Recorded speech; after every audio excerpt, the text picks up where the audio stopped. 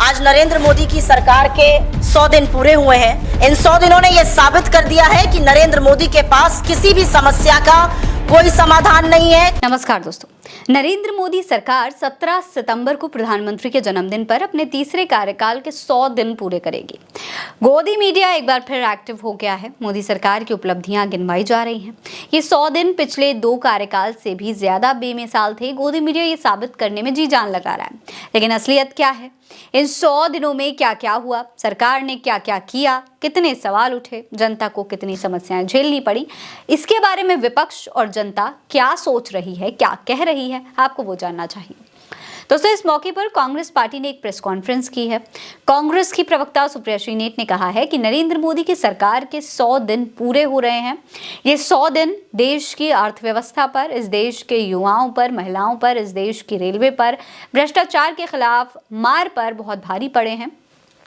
उन्होंने कहा कि इन 100 दिनों ने यह साबित कर दिया है कि बीजेपी के पास किसी भी समस्या का कोई समाधान नहीं है, कोई विजन नहीं है। सुनिए। आज नरेंद्र मोदी की सरकार के 100 दिन पूरे हुए हैं और ये 100 दिन इस देश की अर्थव्यवस्था पर, इस देश के युवाओं पर, महिलाओं पर, इस देश की रेलवे पर, इस देश के इंफ्रास्ट्रक्चर पर, इस देश के इंस्टीट्यूशंस पर, भ्रष्टाचार के खिलाफ मार पर बहुत भारी पड़े हैं।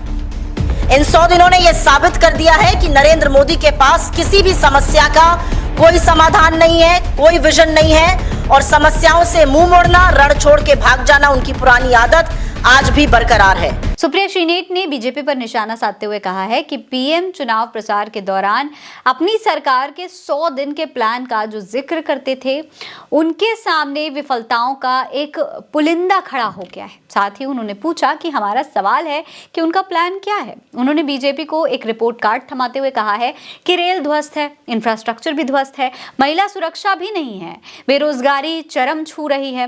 दोस्तों, इन 100 दिनों में मोदी सरकार का जो डिपार्टमेंट सबसे ज्यादा फेल साबित हुआ है वो है रेलवे।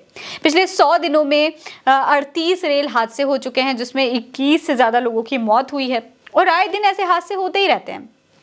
इस पर कांग्रेस ने कहा है कि एक दिन नहीं बीतता जब रेल पटरी से न उतरती हो। कांग्रेस ने बीजेपी को रिपोर्ट कार्ड थमाया है। कांग्रेस प्रवक्ता ने बीजेपी को यू टर्न सरकार कहा है और कहा है कि देश की जनता ने इन्हें यू टर्न लेने पर मजबूर कर दिया है। बीजेपी ने लेटरल एंट्री पर यू टर्न लिया, वक्फ बोर्ड बिल पर भी यू टर्न लिया, एनपीएस से यूपीएस तक यू टर्न ही लिया है। सुनिए। पहला रिपोर्ट कार्ड का हिस्सा जो है वो नरेंद्र मोदी की यू टर्न सरकार, उसके बारे में चर्चा करेंगे। यू टर्न सरकार पिछले 100 दिन से चल रही है और यू टर्न करने को मजबूर इस देश के लोकतंत्र ने किया है, इस देश के विपक्ष ने किया है, इस देश के लोगों ने किया है। अहंकार अब नहीं चलेगा और यू टर्न सरकार को करना पड़ेगा। दोस्तों, इन 100 दिनों में लगातार पेपर लीक हुए हैं।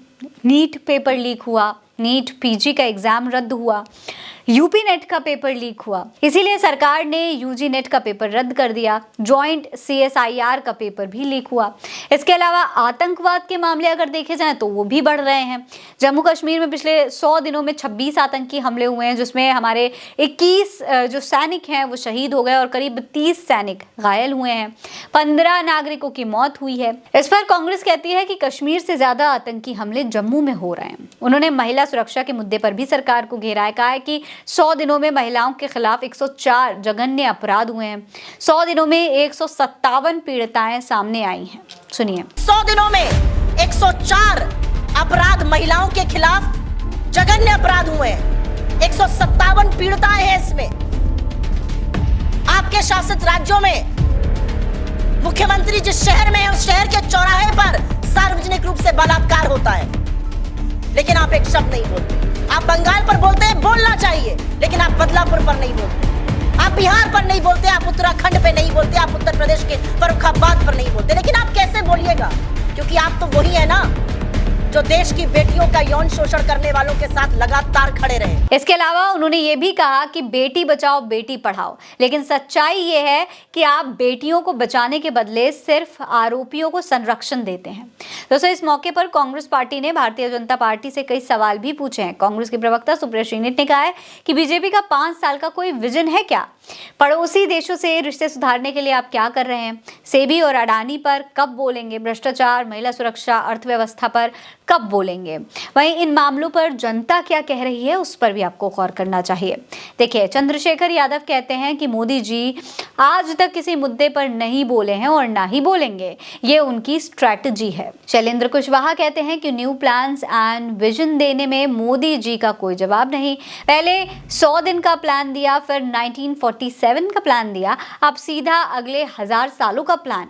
प्रधानमंत्री कम किसी सिम चलाने वाली कंपनी के मालिक ज्यादा लगते हैं। एस्ट्रो पंडित लिखते हैं कि ये 100 दिन देश की अर्थव्यवस्था, किसानों, युवाओं, महिलाओं, इंफ्रास्ट्रक्चर, रेलवे और संस्थाओं पर बहुत भारी पड़े हैं। इस तरीके से लोग अपनी अपनी राय मोदी जी के कार्यकाल के, एनडीए के कार्यकाल के 100 दिनों के बारे में दे रहे हैं। इस पर आपकी क्या राय है, हमें कमेंट सेक्शन में जरूर बताइएगा। ये खबर आप उल्टा चश्मा यूसी पर देख रहे हैं। नमस्कार।